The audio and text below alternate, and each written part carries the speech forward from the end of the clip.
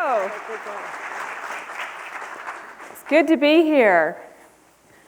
You know, over the years in my career, I've had a lot of really interesting phone calls. Throughout my job in public relations, I've dealt with national media on everything from murder investigations to where to get the best pina colada.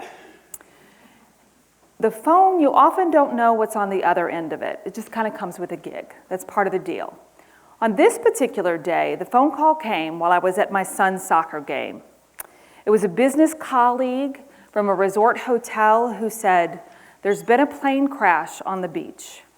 This place is starting to crawl with media, and we need your help in handling it." So on the way over, my brain automatically went into crisis communications mode. What's happening? Is law enforcement there? Is there anyone deceased? As I got there and started walking out to the crash site, the questions continued. What type of plane was it? Were there any fatalities? One, he said. I assumed it was probably the pilot, right? That makes sense. But he said the pilot and his passenger were virtually unscathed. The plane, the small plane, had malfunctioned. The engine stopped.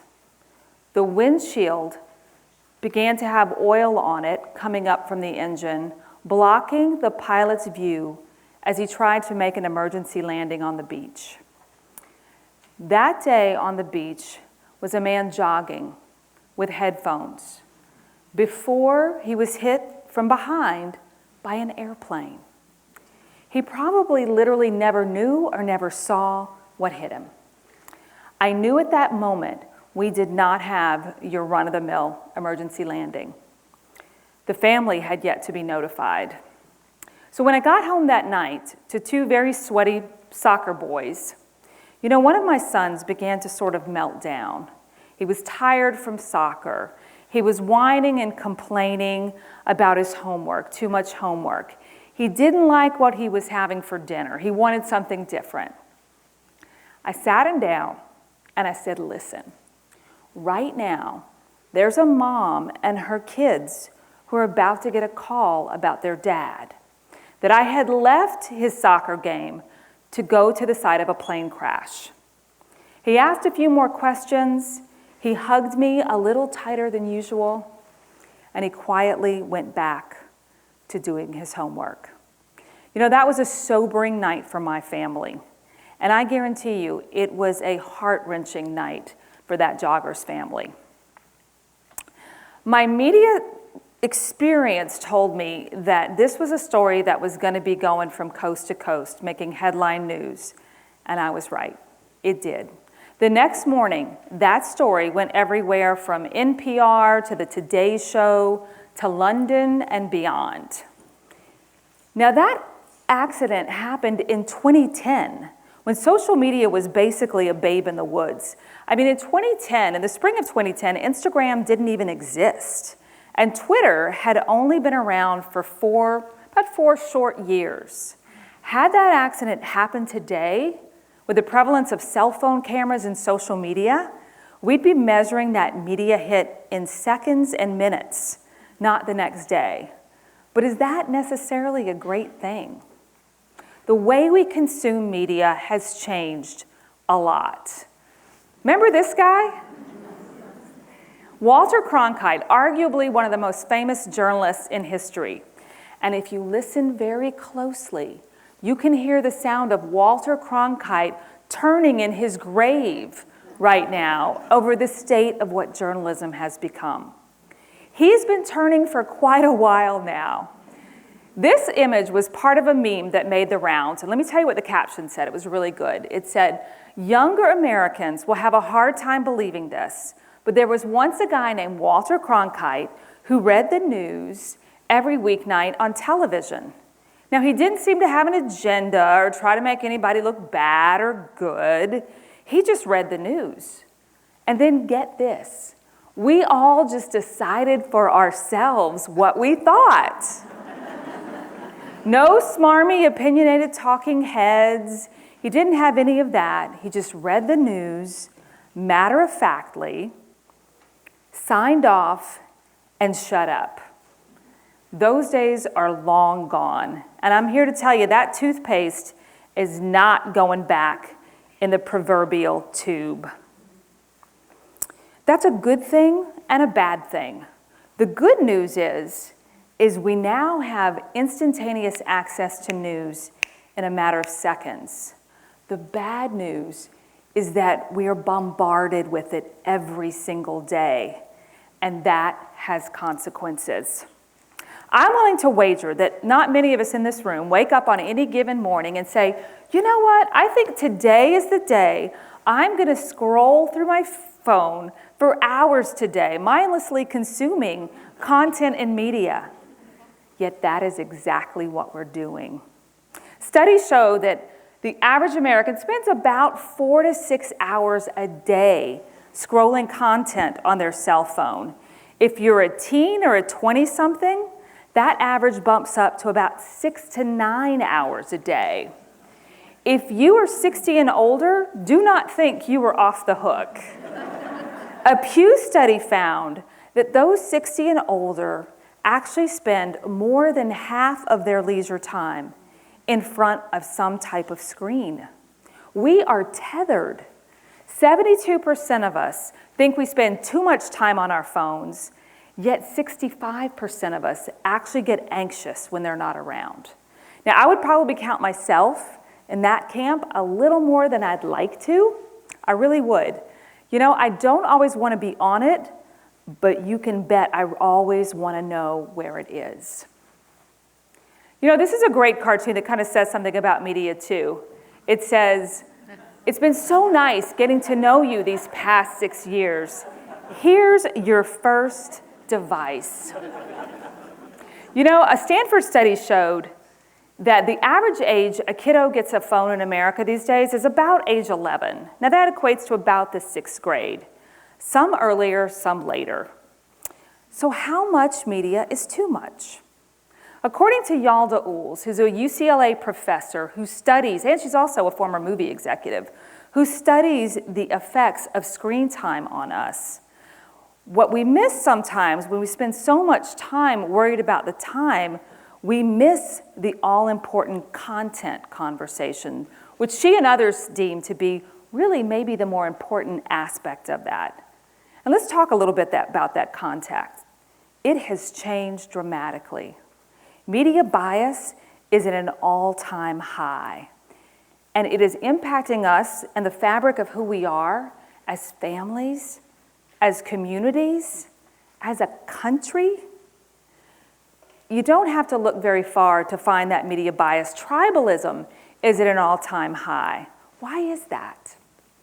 The more we jump into our narrow silos and divide ourselves between us and them, the media wins. Now look at it like just about we do a lot of things in life. Follow the money. You know, the media is in the business of making ad revenue. Ad revenue is driven by eyeballs and click-throughs. That's what makes it happen, and that's what the media is driven by. How did we get here? How did we get here? How did we get to a point where our attention spans now? It's unbelievable that in 2003, our attention span, the average attention span on a screen was 2.5 minutes. Today, that's down to 47 seconds. That's amazing. Now, the media is very fond of saying, you know, don't shoot the messenger. Don't shoot the messenger. We're not just reporting the news. We're not making the news. But make no mistake, they control what they cover. They control how much of it to cover and how to spin that coverage. You know who said it best? In the immortal words of the great philosopher John Mayer, in his song, Waiting on the World to Change, when you own the information, you can bend it all you want. Negative sells. The media and journalism is biased towards the bad and the negative because we are. The question is, what do we do about it? You know, when my kids were younger, the grandparents loved to spoil them rotten, and that is a trend that continued well into their 20s, definitely well into their 20s. And when I went to pick him up one day over the grandparents' house, I think my oldest was probably around 6 years old, I leaned over to see what he was having for breakfast. And in front of him was a piece of chocolate cake about the size of the planet Venus. Now, my first instinct as a parent, of course, was, oh my gosh, you can't have chocolate cake for breakfast. And then I thought, what the heck, Charlie? Let him spoil him. You know, he's not having chocolate cake every morning for breakfast.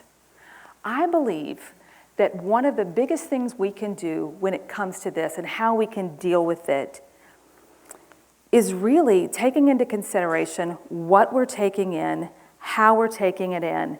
Filling our brains with this much negativity over time, it doesn't enrich us. It makes us fearful. It makes us depressed. It makes us anxious. You think it doesn't? Check how it goes the next time you feed through that media. We've all done that in a day. It's not a good feeling at the end of the day. Next time you're in an airport, I want you to do an experiment. I want you to look around. I want you to look and see how many people are doing this. We have become so accustomed to it as a society that we don't even notice it anymore. The last time I was at LaGuardia, I sat across from a family of 5, all completely engrossed in their phones, not looking up or interacting with each other or anyone else for that matter. I'm willing to bet that that is a pattern that repeats itself elsewhere in that family. At the dinner table, on the way to practice. Now, I'm not advocating we all jump off our cell phones. No, that's not what I'm saying. I mean, I love a good internet rabbit hole as much as the next guy. All I'm saying is let's not furnish our rabbit holes with a comfy couch and an endless diet of celebrity gossip. You know, what I'm really saying is 3 things. 3 things. Number 1, be disgusted. You know, disgusted. That's not a word we use very much anymore, is it? Disgusted. But it fits. It's okay to be disgusted by what passes for news and journalism these days. You're being manipulated, you're being siloed, and you're being played. And it's okay to be disgusted by that. Number 2, be discerning. You know, we should be just as worried about the content as we are about the clock. We should be taking a look at what we're taking in. You know, for the most part, you've got the power. You're the gatekeeper of what goes into your body and what goes into your head. Use that power. You know, my social media feed every day is actually one of the most uplifting things that I do every day. It is filled with positive stories and videos of dogs and dancing and college football and the quirky science behind things, because that's my jam. That's what I love. Be discerning about your social media. That's what I'm doing. You can do it too. And thirdly, be disciplined. You know, discipline, that's not a really popular word these days either, is it? But you know, the older I get, the more I realize that those things that really matter in life, they're actually pretty simple. They're not always easy, but they're simple. Sometimes it just takes a little discipline. Decide what you're going to take in, how much of it you're going to take it in, and be disciplined about what's going in to that brain of yours. You know, we've all sat across from that couple at the restaurant, right? The one scrolling through their phone, they're not really interacting with each other or talking with each other. Let's not be those people. Don't be those people. Take a hike. Put your phone down, read 10 pages. Play with your grandkids. Take your wife on a date. You know, all the really great stuff is out there. It's not in here. One of my favorite authors, James Clear, who wrote the book Atomic Habits, he said it so well. Your body adapts to what you eat. Your mind adapts to what you consume. Your soul adapts to what you love. What we feed ourselves today is who we become tomorrow.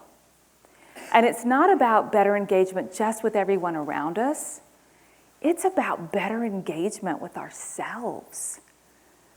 There's so much wonder all around us. Don't miss it. Look up. Thank you.